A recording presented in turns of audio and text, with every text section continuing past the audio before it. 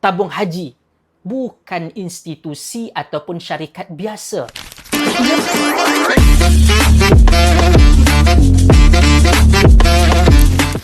Assalamualaikum warahmatullahi wabarakatuh. Sahabat-sahabat, kita bertemu lagi. Ini adalah siri keempat, pendedahan Dapatan Suruhanjaya Diraja atau RCI mengenai pengurusan lembaga tabung haji antara 2014 hingga 2017. Kali ini, kita masuk kepada satu dapatan yang sangat serius. Menurut laporan RCI, sekiranya piawaian perakaunan Malaysia Financial Reporting Standards atau MFRS digunakan sepenuhnya bagi tahun kewangan 2017, tabung haji sepatutnya merekodkan kerugian bersih sebanyak 1.4 bilion ringgit. Kerugian bersih 1.4 bilion ringgit. Tetapi dalam laporan kewangan ketika itu yang direkodkan adalah keuntungan sebanyak 3.4 bilion. Bezanya tidak kecil. Daripada 1.4 bilion yang rugi berubah di dalam laporan itu menjadi keuntungan 3.4 bilion ringgit. Bermaksud jurang yang ada hampir 4.8 bilion jurangnya. Sebab itu RCI menyimpulkan bahawa kedudukan keuangan tabung haji pada tahun 2017 sebenarnya sudah berada pada tahap kritikal. Dan soalan yang muncul, bagaimana sebuah institusi yang sepatutnya rugi boleh kelihatan untung? Jawapannya terletak pada cara pelaporan keuangan dibuat. Apabila piawaian perakaunan tidak digunakan sepenuhnya, rosot nilai bagi aset dan kerugian tertentu tidak dicerminkan sebagaimana sepatutnya dalam laporan. Akibatnya, angka yang dipersembahkan kepada umum tidak menunjukkan situasi sebenar. Mudahnya begini, sahabat-sahabat. Kalau sebuah syarikat sebenarnya rugi, tetapi sebahagian kerugian tidak dimasukkan, maka akaunnya akan kelihatan lebih cantik, elok daripada realiti sebenar.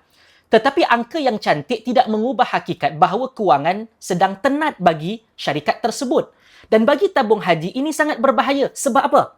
Kerana laporan keuangan menjadi asas kepada keputusan besar.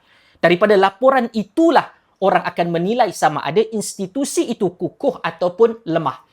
Daripada laporan itu, hibah mungkin dipertimbangkan kerana hibah diberikan kerana adanya keuntungan. Kalau tidak ada keuntungan, hibah tidak boleh dikeluarkan, diberikan kepada pendeposit. Daripada laporan itulah pendeposit diberikan keyakinan bahawa semuanya berada dalam keadaan baik-baik sahaja. Kalau laporan itu tidak menggambarkan keadaan yang sebenar, maka keputusan yang dibuat selepas itu juga berisiko menjadi satu kesalahan. Lebih penting, tabung haji bukan institusi ataupun syarikat biasa. Ia mengurus wang berjuta-juta umat Islam Malaysia yang menyimpan sedikit demi sedikit untuk menunaikan haji. Wang itu bukan wang lebihan. Sebahagiannya ialah simpanan seumur hidup orang miskin, orang yang tidak berkemampuan besar. Sebab itu pengurusan kewangan tabung haji mesti lebih telus, bukan kurang telus, lebih berhati-hati, bukan lebih longgar, lebih jujur, bukan sekadar untuk menjaga imej. Dalam dapatan RCI ini, ia membawa kita kepada satu persoalan yang besar. Siapa yang mengetahui kedudukan sebenar kewangan tabung haji ketika itu? Siapa yang meluluskan kaedah pelaporan tersebut? Siapa yang sepatutnya bertugas untuk menegur? Dan mengapa rakyat serta pendeposit tidak diberikan gambaran sebenar bahawa institusi itu sedang berada dalam keadaan yang kritikal? Kita tidak boleh menerima alasan bahawa semuanya dilakukan demi menjaga keyakinan pendeposit. Tak boleh. Keyakinan yang dibina atas angka yang tidak mencerminkan realiti, bukan itu satu keyakinan, itu ilusi. Dan ilusi keuangan akhirnya akan terbongkar dan pecah juga.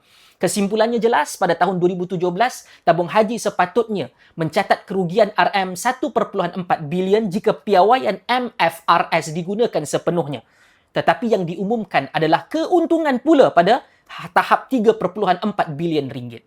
Dapatan ini bukan sekadar menunjukkan kelemahan teknikal dalam keuangan, dalam pelaporan akaun. Ini menunjukkan bahawa keadaan sebenar institusi telah dilindungi oleh pelaporan yang berbeza daripada realiti keuangan. Maka persoalan yang timbul, adakah ini kecuaian, kelemahan tadbir urus atau usaha untuk menutup keadaan sebenar? Sama-sama kita fikirkan dan pertimbangkan. Terima kasih.